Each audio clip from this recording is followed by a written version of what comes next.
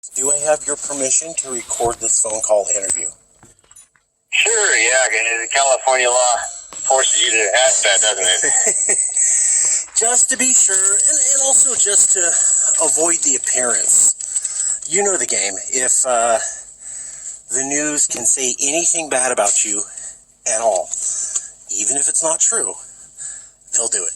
And so you have to be effectively beyond reproach, and not only do you have to have your everything crossed appropriately, you have to make it look like you do too. So just to make sure. By the way, I'll actually record you if that's all right. Please do. I believe I actually have to comply. At least there are some claims that I have to comply with California law, even though I'm in California. Does that make sense? On the matter of recording phone calls. I wouldn't be shocked if that's the way that it was. I'm not sure if that's the case. I don't know. But California seems to love projecting its laws far beyond the state and making sure that everybody knows that. I even heard where they threatened the government of China with labor laws. So they said, hey, they were employing some Californians, or a Chinese company had, it was something where it was extraordinary, where they basically got a message to the government of China saying that in a particular instance that China had to follow California labor laws, and they made it very clear. At least they were going after the bully and not after the bullied. Yeah. I love this place, but and when it does the right thing, that's awesome. And when it abuses the power, well, it's kind of the reason why I talk to you and why I've been working on building a coalition of conservatives around America. California likes pushing its weight on others, and it likes pushing its values on others, and it thinks if you don't agree, you're just ignorant, and they'll just make you do it, and eventually you'll see that they were right and change your mind. Well, sometimes people try to impose their values on California too, and that's been happening now with just the conflict with the feds, and so there's always a bigger bully, I guess. My old man taught me that. He said there's always someone bigger. So don't be a bully, because there's always someone bigger. And life lesson. But let's start it off. If you could introduce yourself, what you do, how we came into contact, so they can hear in your words. Yeah, I'm Dave Ridley from NH. I guess I'm also known as Dave Ridley from Ridley Report.com, like a full-name TV station. And I discovered, I don't know when I discovered Calexit, but obviously there was this lucky day back in 2016 when I did a demonstration at a federal building. I just happened to schedule it the week that the Brexit happened. It was an independence demonstration. We didn't have a name for the organization. We just wanted to be independent. We wanted to be independent, right?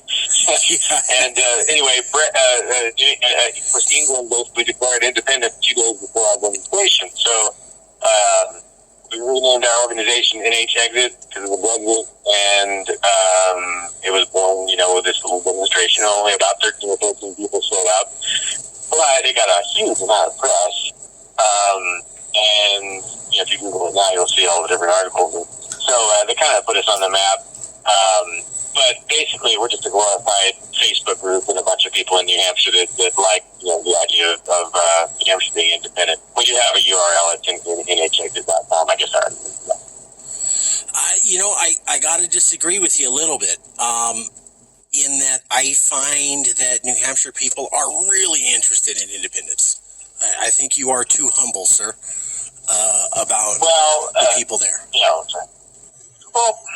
So there was something else that did happen that week, and that was the union leader ran a poll as to whether New Hampshire should secede from the union, and that's our main newspaper in New Hampshire. And I think the result was about 60-40, I think, so roughly 40% that were in favor of independence. in this unscientific poll. So that's a good number. I don't think it's really that high if it's not scientific. If you look at the stats, around the country, they have done real Gallup poll type thingies where they find out how many people in each state want their state to secede from the union, or at least they support secessionist movements in their state, and it's consistently, between 20 and 25%. I think. I'm sorry, between 20 and 30%. And in New Hampshire, it's no better. I mean, New England actually has lower secessionist numbers than the rest of the country. New Hampshire is probably doing better than the rest of New England, but there's really no clear indication that we're anywhere above 25% at this point. I know Liberty Block, which is a libertarian news organization out there, is running a poll right now on this question, so I'd be curious what they found. I just see you guys talk about it a lot there, and I want to encourage everybody in New Hampshire to follow your dream. Yeah, wherever there's a path that's open, there's something that can be done that seems efficient. I sure do it. But it does seem like we did some demonstrations after that successful one. We did some others. We demonstrated against the local FBI office and something else. Another demonstration we did. I can't remember where. Oh yeah, we did one in Portsmouth, and we demonstrated against the federal building in Portsmouth for something they were doing. But but neither of these got any attention, and I got to be pushed. Yeah, if you're going to fail, do it fast. So these demonstrations are currently a failure. So I should stop doing this and do something else. So basically, I just maintain the active and open Facebook group at NHexit.com, and I call talk radio a lot about our desire for independence and discuss the different independence movements in New Hampshire. Get people talking about it as much as I can. I actually was able to. I'm sorry. Go ahead. No, I was just going to say, could you just for the record say you are. I always get this wrong because I'm on the left here, with respect for everybody on the right, but you are a libertarian and not a conservative. Am I saying that right? Correct. Yeah, I'm just basically a pure libertarian. And for folks here in California, could you? They really don't get it. Could you, with love, can you explain the difference between a libertarian and a conservative, and maybe versus in difference from a Republican? What are those three things? How are they different? The simple way to put it would be a libertarian is basically they're going to be a social liberal but a fiscal conservative. Okay. So they are going to agree with real conservatives, who, by the way, are not generally in the Republican Party, or at least they're not very powerful in the Republican Party. They would agree with a real conservative. Oftentimes, you'll find them as local activists who trying to stop the government from building a bigger school in the town or something like that. Those are real conservatives. The Republicans in Washington are not really conservatives. They're big spenders, and it's just a lot of definitions have been thrown out of the way. But basically, a libertarian they're not going to support any government spending on anything. So if it'll be a pure libertarian law. So you can take that. It is what it is. If you don't like it, if you think there's got to be some government spending, we have a disagreement. But at least it's a consistent position, I hope. Okay. I appreciate that, because I've been annoying some of the people I work with in the coalition by going, well, you're all conservatives, and they go, whoa, hold on. That guy's a Republican. That guy's a Trump supporter. This guy's a conservative, and I'm a libertarian. And my head swims. I'm like, oh, okay, where, but that's one of the best definitions I've heard. So libertarian, social liberal, fiscal conservative. Republicans are whatever that party says, and conservatives are maybe your 1980s Reagan-esque Republican. Was Reagan a conservative? I mean, sorry, never mind. never mind. We'll just move on. I got it. So tell us about the video that you got 1 million hits on. There have been a few of those, I think. The one that I I think you must be talking about, there was one where a lady called police on people because they were holding signs on the sidewalk. Yeah, she wanted the cops to remove you from protesting when you were following all the appropriate laws. Well, them. I wasn't actually holding a sign, but I just went to film this sort of, pro-welfare demonstration, and there was an anti-welfare demonstration, a counter-demonstration that showed up. And so the lady with the pro-welfare demonstration, called the police on her political opponents, and he said, well, they didn't get a permit to protest. And the cop, and I've never actually heard of a permit to protest. I don't think they need one. So it was nice to see New Hampshire cops sort of standing up for people's free speech rights. It was a great moment for the police, I'll have to say. I have not seen, especially with the coverage now and especially out here, police officer explain, I'm sorry, ma'am, those people have rights. And in America, you have rights, and here are their rights. And I can't just go arrest people. They have to do something wrong. And you don't normally see that these days. The thing to keep in mind, too, though, is that a good libertarian, which I try to be, would have, if it had been the other way around, even though I'm anti-welfare, obviously, even if the anti-welfare people had called the police on the pro-welfare people, then I would have been doing a video about how bad, this person from the anti-welfare crowd was. Because again, just because someone has a political view you don't believe in, doesn't mean you shouldn't support their human rights. And everybody there has a human right to protest. That's fair. You have my respect, sir. Yeah. Well, at least I got some ones. So, let's talk about the meat of the issue. I am with the Calexit movement, and I'm working with a coalition of 13 states, all conservative or libertarian states now, saying, people seem to just disagree. They're getting really angry with each other. They seem to not be able to do anything together anymore. It's just we're approaching violence as a normative discourse for politics. And that scares some people on the right, that scares some people on the left. And so some of us have come together and said, wouldn't it be better that we promote peaceful divorce rather than just letting this go to its natural conclusion? How do you feel about that? Is political discourse getting worse? Is it not?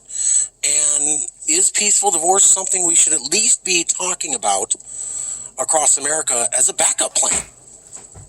Thoughts? I'm not sure if it's getting that much worse, but I am sure that divorce should be on the table. And anyone that won't let you divorce them is an abusive spouse. And that's the way the Washington government is toward the states. If the state wants to, last time the state wanted to secede, the feds responded with human shields and bombardment of strategic targets, and civilian targets, and, the atrocities committed by the Washington government against the Confederates were atrocious, as atrocities are. And that's how they responded. They killed they got 500,000 people killed. Yeah, as bad as the Confederate government was, and admitting that the Confederate government sort of did start it in some ways. Still the federal reaction was excessive, and there was no need. I mean, every other place in this hemisphere managed to get rid of slavery without a major civil war, and except for there may have been one in Haiti, I forget. But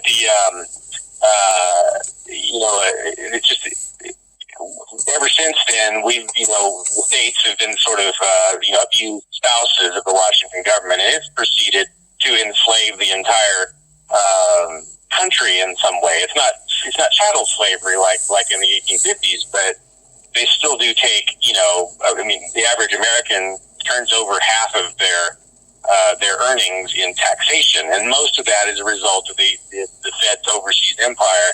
It's just not needed. It's 800 military bases, really. Switzerland need 800 military bases. I'm not even sure Britain had 800 military bases at the height of its empire. They did.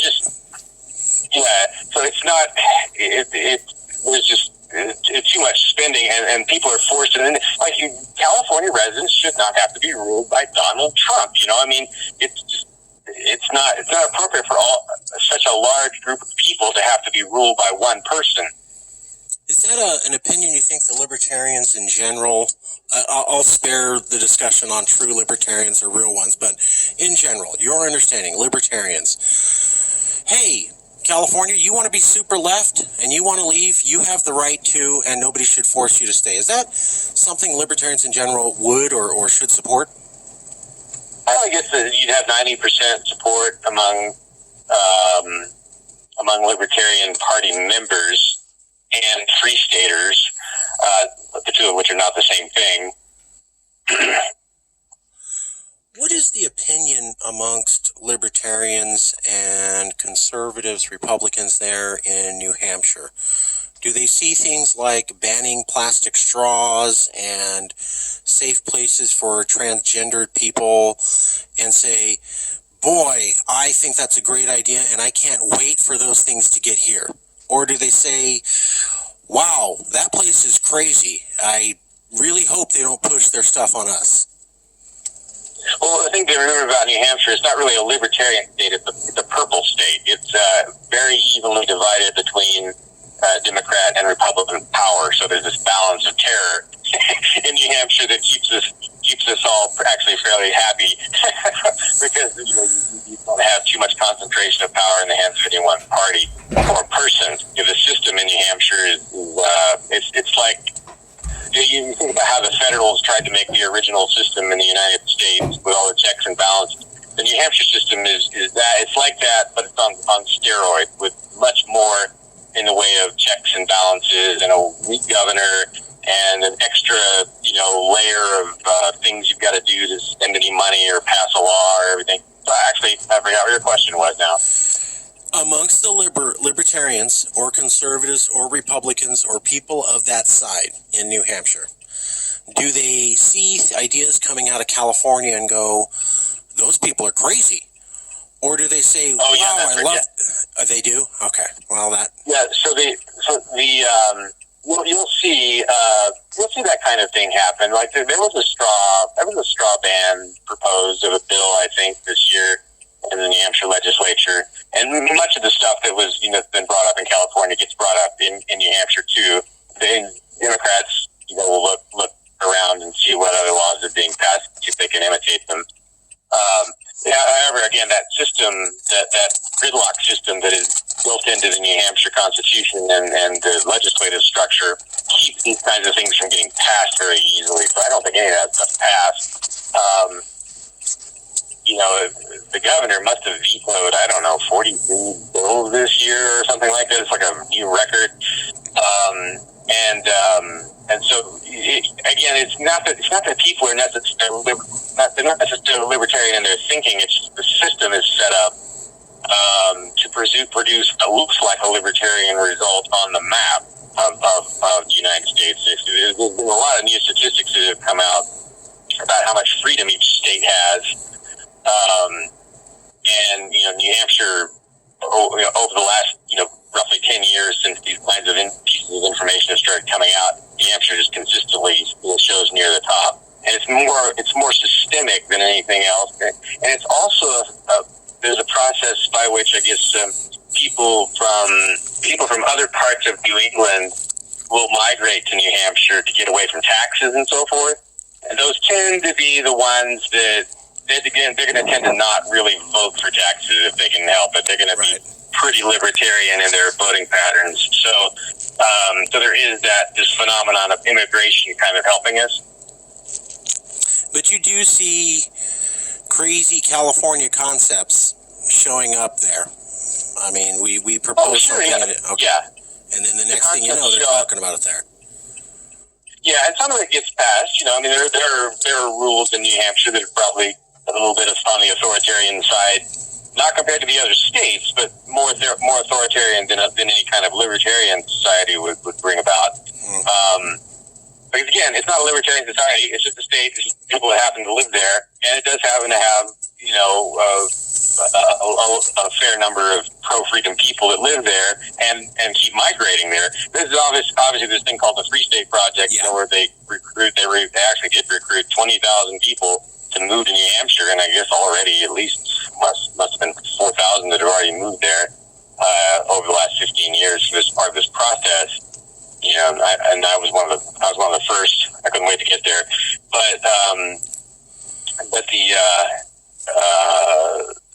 again, it's still, in a sense, it's still just a state. Where did you come from? I was born in Texas, but I kind of grew up in Colorado, and I moved in 2004 to New Hampshire. So, what is the when did you leave 2004? You left Colorado to move to New Hampshire?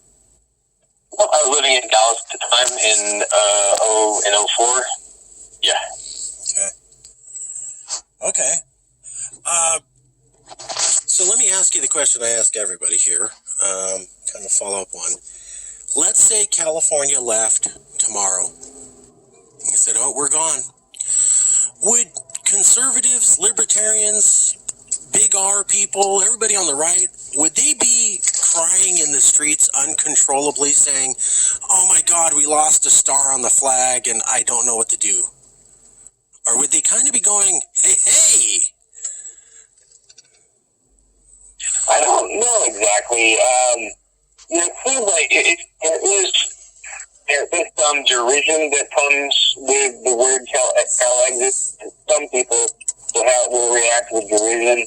But the derision does kind of take the form like, we don't need them, get rid of them, we can't stand them, that kind of thing.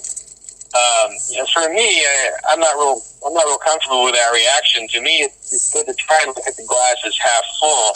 If California is wrong about everything and the authoritarian hellhole, even if that's the case, if they're right about that one issue, if they're right about independence and they put it better than the rest of us, they've done an incredible service for us at some cost, probably, and they just should be appreciated. And at that point, we'll be able to look at California the same way we look at Spain or France or England these days. People don't get angry at England because they have some internal rules that are authoritarian. Not the Americans don't generally, and they would lose any reason to be angry at California if the California government is no longer, or people of California are no longer imposing their will on people in Kansas, or people in Virginia.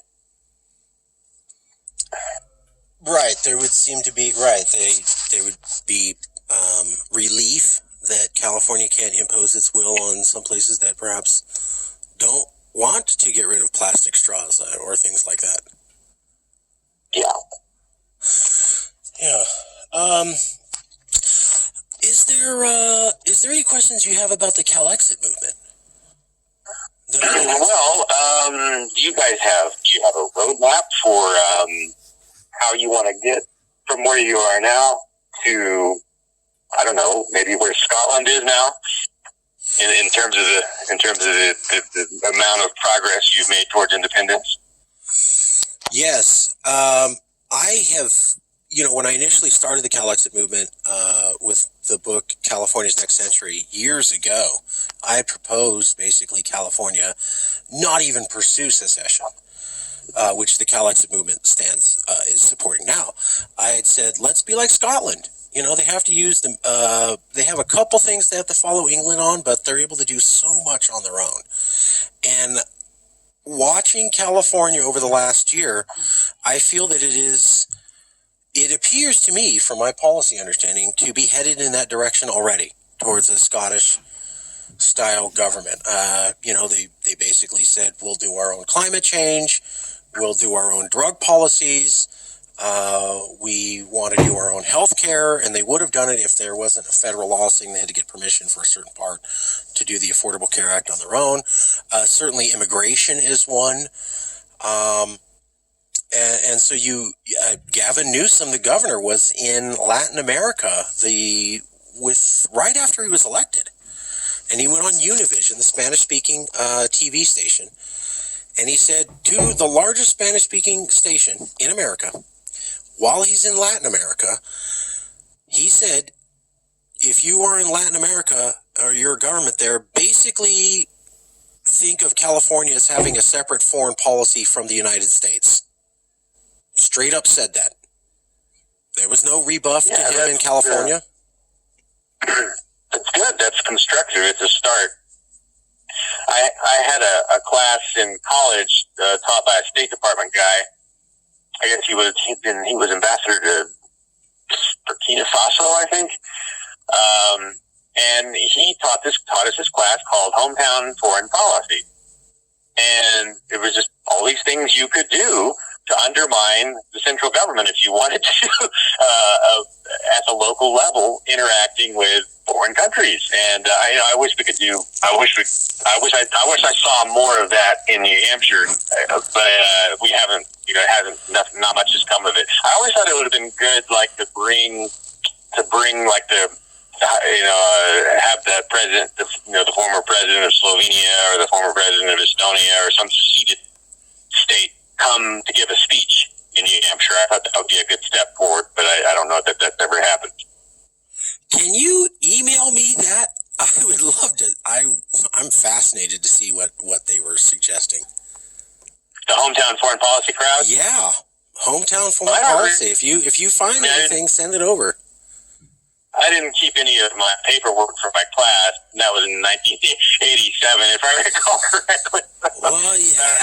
I don't have anything digital. I doubt the teacher's even still alive. His name was Patrick Kilo, I think. And yeah, there's stuff that could be done. But this is always the question of what actually does get done. Right. Any other questions? You got me. I can answer anything you have. Maybe things people would want to know in the East Coast, or questions you personally have about Calexit or where we're going. Well, actually, it might be more of a question for your listeners. Do any of you who are listening have knowledge of any abuses that have occurred by any government against American secession activists? I think that the answer to that right now might not be yes, but please keep an eye out for that sort of thing. Contact me at RidleyReport.com if you learn that, hey, somebody's been arrested and we think they might be getting harassed for being an independence activist. Those arrests and so forth, those are the people that can turn us from just a joke to something that's taken seriously. That's how Slovenia became independent in 1991. It was a big part of it was when they arrested the Mladina reporters, and the Belgrade government tried to mess with those guys, and that triggered a series of events that was a big part of Yugoslavia breaking up. And the fact that it went badly in parts of Yugoslavia doesn't mean it didn't go well in Slovenia. So it's just important that the abuses that the governments commit against independence activists, that's what leads to independence in a lot of cases. I will definitely, we're going to post this, so that's out to everybody to answer. You can go to the Ridley Report .com, or you can email Yes California, and we'll send it to Dave Ridley. I would say that right now the repression has not been physical. It has been essentially character assassination. We have a lot of people here who go, well, when we get big, they're going to start assassinating leaders. And I go, wrong. When you get a little big, not even really big, they're just going to outright character assassinate you. So physically, they won't do anything. They'll just go to the newspaper and say you're this or that. And then you have to prove that you're not that. For example, Rachel Maddow, MSNBC, she said that our headquarters was in Russia. That's a straight up lie. But she said it, and good luck trying to get liberals out here to believe that she says anything other than the truth 1,000,000,000% every single time. What's interesting is that in the news today, she's being sued by OAN, which is a conservative network, because she said on air that the Russian government funds them and that they are paid by the Russian government to do propaganda, which is pretty bad. I thought that was libel, but I guess not. MSNBC in the lawsuit defending Maddow saying, well, that was just her opinion. And, she gives facts and then she gives opinions and she mixes them up. So it'll be fact, opinion, fact, opinion, fact, fact. And you're just supposed to know what's opinion and what's fact. And, of course, everybody does who watches her show, and they can tell the difference. So when she said that this major network television station was literally funded by the Russian government to produce propaganda, that was just her kind of, giving a little quick quip and not to be taken too seriously.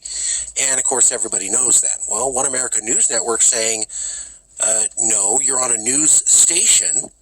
You present a bunch of facts. You don't say my opinion or opinion piece, and then you just rattle off these things, and it comes across as though you're saying that's a fact.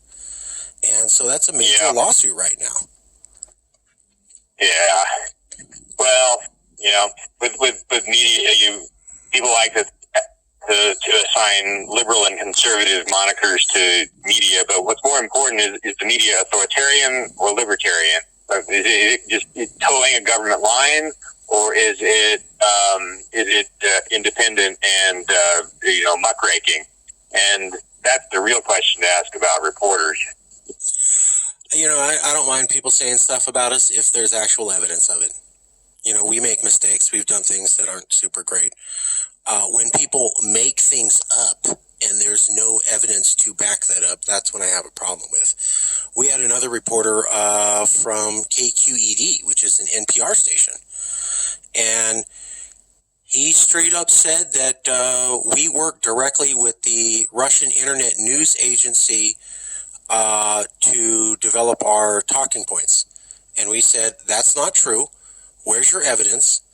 And we got into a Twitter war with him where we kept saying, that's a lie. That's not true. Where's your evidence? And he goes, I got it right down in my notes. When I interviewed you a year ago, you said this. And we go, show the notes. Show the notes. And after a couple of days, he deleted all of his tweets and took down the article and his statement that he said he definitely had the evidence. But NPR kept his original piece up. So that slander against us, which was baseless, and which we challenged the reporter on, in which he could produce no evidence and then removed all of his tweets arguing with us, is still up there by NPR. And again, liberals find that to be a valid source. And so when they just leave a lie up that we've said, hey, that's not true, we directly challenged your reporter for evidence and they could produce none. And then they removed all evidence of arguing with us about it.